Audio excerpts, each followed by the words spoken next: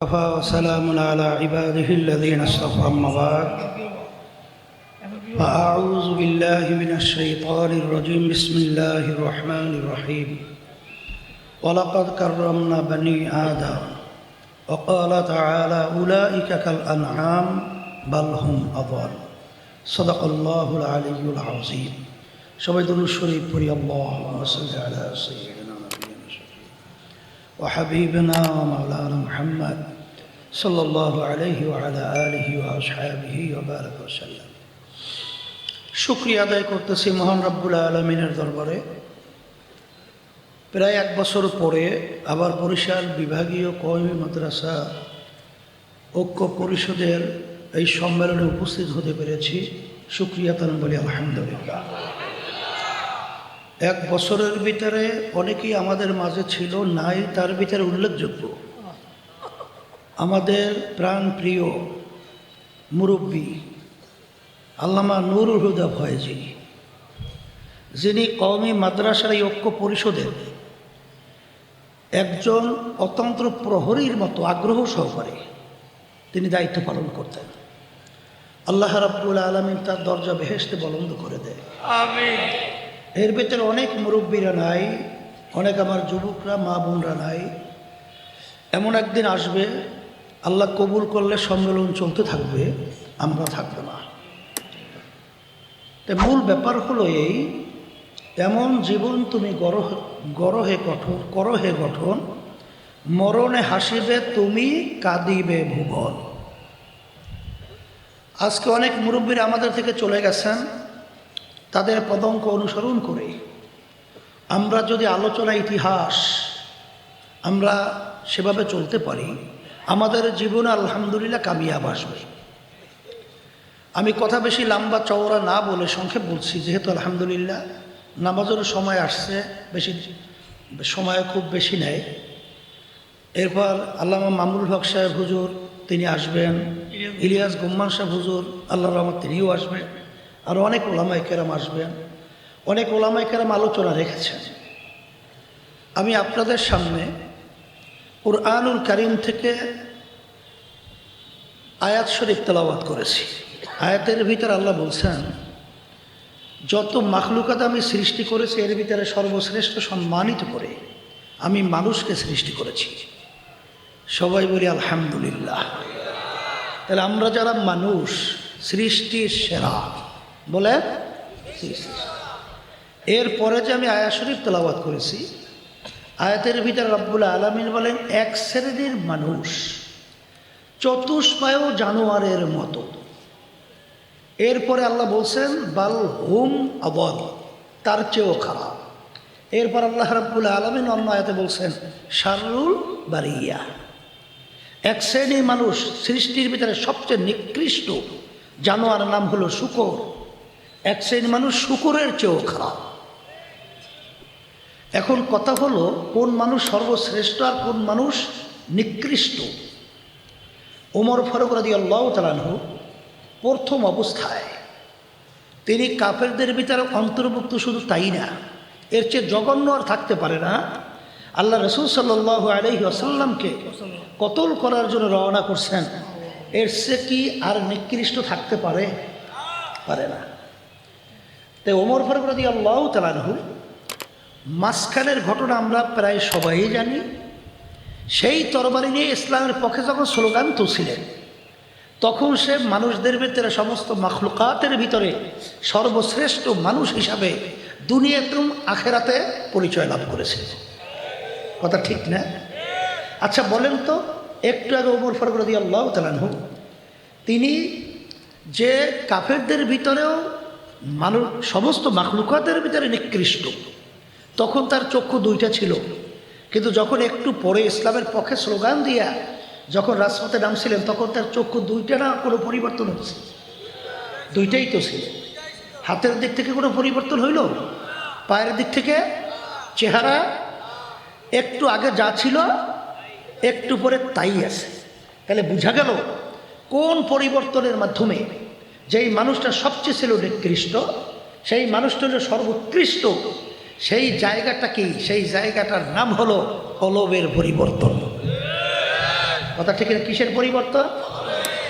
আর এই কলবের উপরে ভিত্তি কইরেই দুনিয়া এবং আখেরাতে সম্মান নিশ্চিত।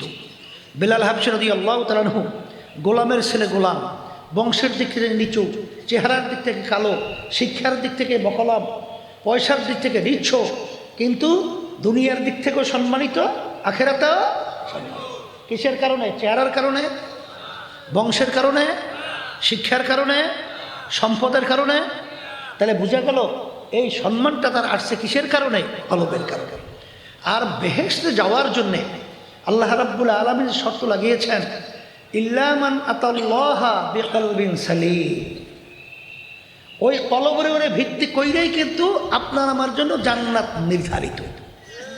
এই জন্য আমি বিশেষ করে কওমি মাদ্রাসার আমার তলেব ইলমদেরকে, আমার আসাতিজা ইকরামদেরকে, আমাদের কমিটি সহ সকলকে আমি উদাত্ত আহ্বান জানাবো, আসেন আমরা মাঠ থেকে পড়ার পরে আমরা কিন্তু কেউ ফেরেশতা হয়ে আসি নাই, কেউ কিন্তু আমরা অলি হয়ে আসি নাই, কুতুব হয়ে আসি নাই। কথা ঠিক কিনা? এই জন্য একটা প্রবাদ বাক্য আছে যে ওস্তাদে পুত বানায়, আর যদি শিক্ষা না হয় ভূত হয়। ভূত কি হয়? ভূত।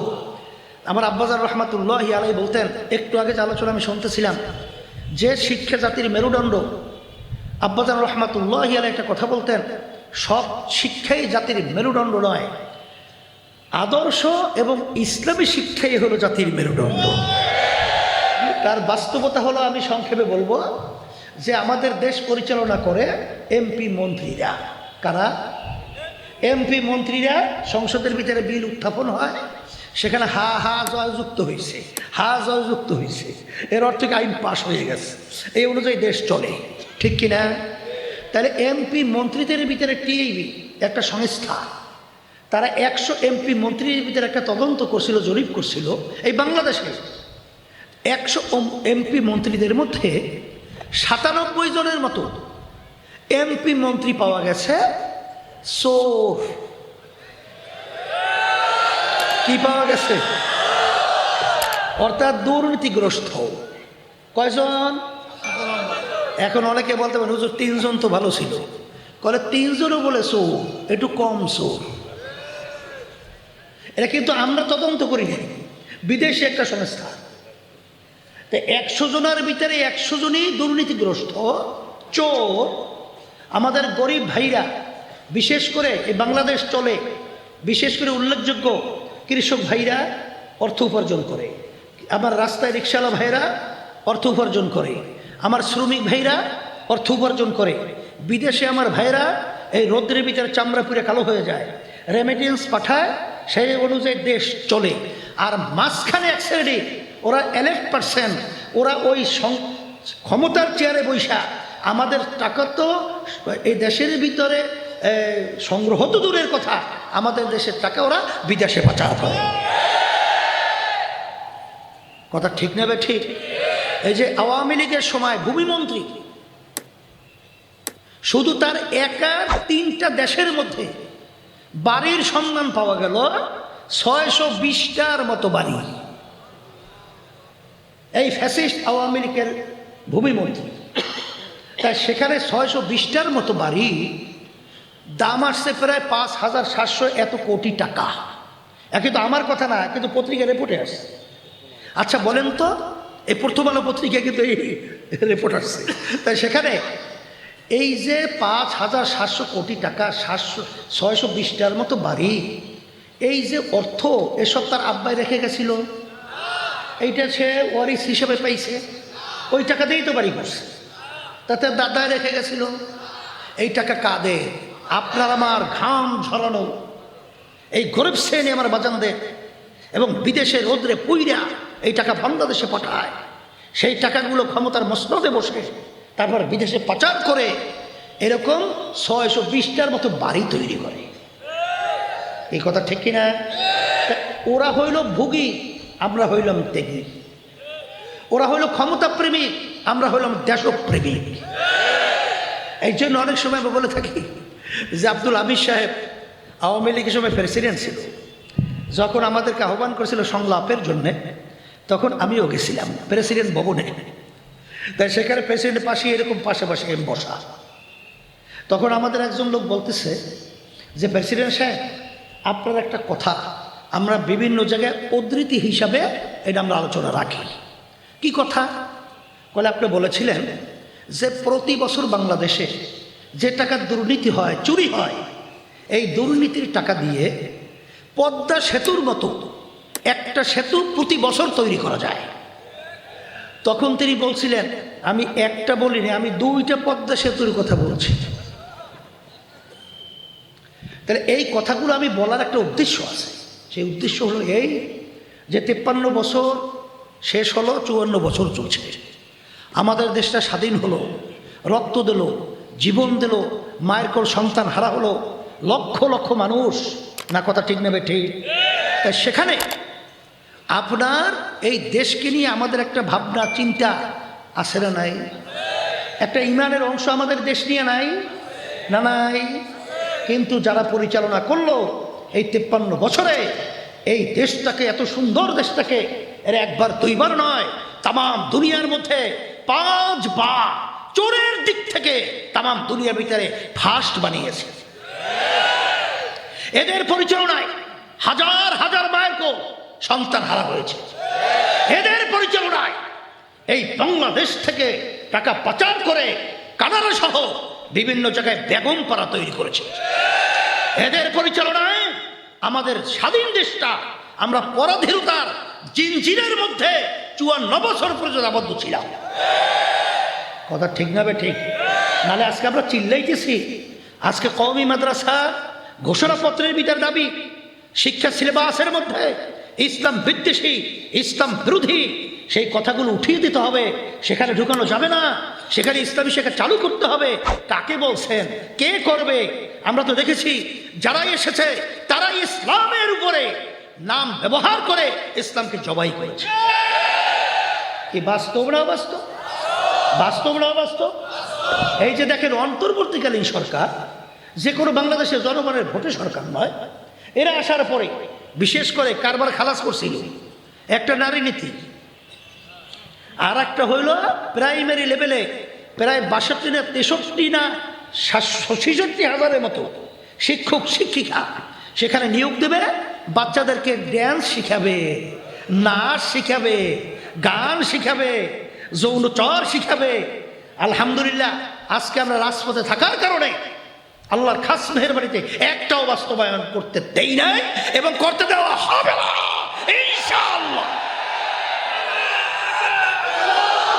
যদি বলতেছিলাম আল্লাহর রহমতে শুনলে খুশি হবেন, এই যে গানের শিক্ষক শিক্ষা নিয়োগ দেবে ওটা কিন্তু গেজেট করে ফেলছে। আল্লাহর রহমতে গেজেট সহ এখন বাতিল। একটু আলহামদুলিল্লাহ বলতে হয় না? এবং নারী নীতি যে কাজটা শুরু করছে, যদি আপনারা শোনেন পড়েন, ও কোনো সুস্থ মানে সুস্থ থাকার কথা না। এত ভয়াবহ, ও কোনো মানুষের সমাজই থাকতো না, পশুর চেয়েও খারাপ সমাজ হয়ে যেত। সেই শিক্ষানীতিগুলো আমরা কিন্তু জাতীয় ওলামা মাশায়েখ পরিষদের পক্ষ থেকে, ওলামা মাশায়েখ পরিষদের পক্ষ থেকে ওগুলো কি কি তৈরি করছিল বই আকারে কিন্তু আমরা তৈরি করছি। সেটা আপনারা দেখেন, জানবেন কি ষড়যন্ত্র চলছে, এগুলো সব জানতে হবে। নাহলে এক পর্যায়ে হবে কি, স্পেন 750 বছর পর্যন্ত যেখানে মুসলমানদের রাজত্ব, সেই স্পেনের ভিতরে এখন আপনি যাবেন, মুসলমান একজনও তালাশ করে পাওয়া যায় না। কারণ কি তা জানে? নিচ থেকে ওরা গাছের গোড়া কাটে, এক সময় আসবে গাছটা ফেলাইয়া দেবে। ওরা কিন্তু এই পরিকল্পনা করছিল, কিন্তু আল্লাহর রহমতে আপনাদের দোয়ায় আজকে আপনারা এবং আমরা আল্লাহর রহমতে এবং কালেমা মুসলমান এবং ওলামায়ে কেরাম সজাগ থাকার কারণে আল্লাহর রহমতে ওদের সেই কালো ষড়যন্ত্র আল্লাহর বাস্তবায়নের সুযোগ পাইতেছে না। কথা ঠিক কিনা? এর জন্য আল্লাহর রহমতে আপনাদের দোয়ায় এখন 5ই আগস্ট 2024-এর পরে বাংলাদেশের আগের 53 বছর বাংলাদেশ নাই। এখন বাংলাদেশের ভিতরে আল্লাহর মধ্যে একটা পরিবর্তনের হাওয়া সর্বত্র চলছে। আসতে বলে বাস্তব না অবাস্তব? আরে আমার কাছে তো আপনাদের চেয়ে বেশি খবর থাকার কথা, কারণ যেহেতু সারা বাংলাদেশে এমন কোনো জায়গা নাই বলতে গেলে সেখানে আল্লাহর রহমতে আমি সফর করি না। এবং সারা বাংলাদেশের অবস্থানটা তো আমার সামনে সবসময় 24 ঘন্টা আল্লাহর রহমতে ওঠাও উঠতে থাকে, নামতে থাকে, দেখতে থাকি, বলতে থাকি, কথা ঠিক কিনা? ও অবস্থা ইসলামের পক্ষে জমিন উর্বর, ইসলামের পক্ষে জমিন উর্বর।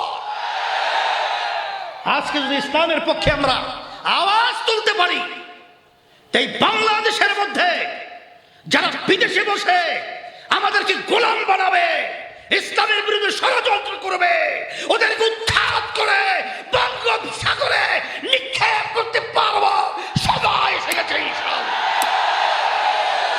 এর জন্য আমি সকলকে বলবো, শোনেন, বসেন। আপনারা তো গোপনীয় খবর কিছু জানেন না। এই বাংলাদেশের টাকা কিছু লোকের কাছে কুক্ষিগত, এই বাংলাদেশের টাকা কিছু লোকদের কাছে কুক্ষিগত অবস্থায় আছে। আর আজকে আমাদের সংসার পরিচালনা করতে আমাদের ঘাম ছুটে যায়, মাথার ঘাম পায়ে পড়ে। আজকে কয় মাস আসাদাতেই কিরাম ঠিক মতো তারা চলতে পারছে না। আমি সেদিনকার বলছিলাম, সালাউদ্দিন যখন পাশে ছিল তাকে ইঙ্গিত করে কইয়া পরে পরে শব্দ বুঝি না, এখন সব করতে হবে, পরে শব্দ নাই। ও ধোঁকাবাজি আমরা দেখেছি, আর দেখতে চাই না। একবার পরিষ্কার বলেছি, এই জন্য আমি পরিষ্কার বলছি, আল্লাহর রহমতে আপনাদের দোয়ায় এখন কিন্তু একটা পরিবেশ তৈরি হয়েছে। এই ফসল কিন্তু আমাদের ঘরে উঠাতে হবে, এই ফসল আমাদের ঘরে উঠাতে হবে। এবং আল্লাহর রহমতে ফসল উঠাবার পরিবেশ তৈরি হয়ে গেছে। এখন আপনার আমি যদি নাকে তৈল দিয়ে ঘুমাই, তাহলে ঘরের সব সম্পদ কিন্তু অন্যত্র চুরি হয়ে যাবে। ওই যে গ্রামে একটা কথা বলে সবসময়, ঘরের ভিতরে চোর ঢুকছে, স্ত্রী বলতেছে চোর আসছে, ওঠেন না, বলে দেখি চোরাই কি করে। কথা যদিও নাকি হাস, কিন্তু বাস্তবতা কিন্তু মোটেও কম না। শেষ পর্যন্ত বালাজবাব নিয়ে যাইতেছে, কি করলেন আপনি, উঠলেন না, সব নিয়ে চলে যাচ্ছে। এখন দৌড়ে লিখে আর সম্পদ হওয়া যায়? এই সুযোগ কিন্তু এসে গেছে। আমি আর কথা বেশি লম্বা না করে আমি সংক্ষেপ বলছি, আপনারা উপস্থিতি, আপনাদের দোয়া, আপনাদের চেয়ে সম্মানিত তো কেউ নাই। হাদিসের ভিতরে তলবে এলেমদের ব্যাপারে, ওলামায়ে কেরামদের ব্যাপারে যে সম্মানের কথা আল্লাহ বলেছেন, আপনারা দোয়া করবেন তো মিসাইলের মতো আল্লাহ কবুল করবে ইনশাআল্লাহ। সেই দোয়াটাই চাচ্ছি। এবং দ্বীনের খাদেম হিসাবে আল্লাহ যেন আমাদেরকে কবুল করেন, এবং আমাদের দেশকে আল্লাহ যেন সর্বত্র ষড়যন্ত্র রক্ষা করেন, এবং বিশেষ করে ইসলামের পক্ষে শক্তিদের উত্থান হয়, এবং জালেমরা যেন নিপাত চায়, খুনিরা যেন নিপাত চায়, চাঁদাবাজরা যেন নিপাত চায়। বাংলার জমিনের মধ্যে চাঁদাবাজদেরকে, খুনিদেরকে, দুষ্পালদেরকে কবর রচনা করতে হবে বাংলার জমিনের মধ্যে। এই আশাবাদ ব্যক্ত করে সর্বপ্রথম আহ্বান জানিয়ে আপনারা সবাই ভালো থাকেন। আমরাও দোয়া চাই, দোয়া করি আল্লাহ যেন কিয়ামতের ময়দানে একত্রিত হয়ে আল্লাহ যে মেহমানখানা বানায় রাখছেন বেহেশত, আল্লাহ ঢোকার তৌফিক দান করেন। আখির দাওয়ানা আলহামদুলিল্লাহি রাব্বিল আলামিন।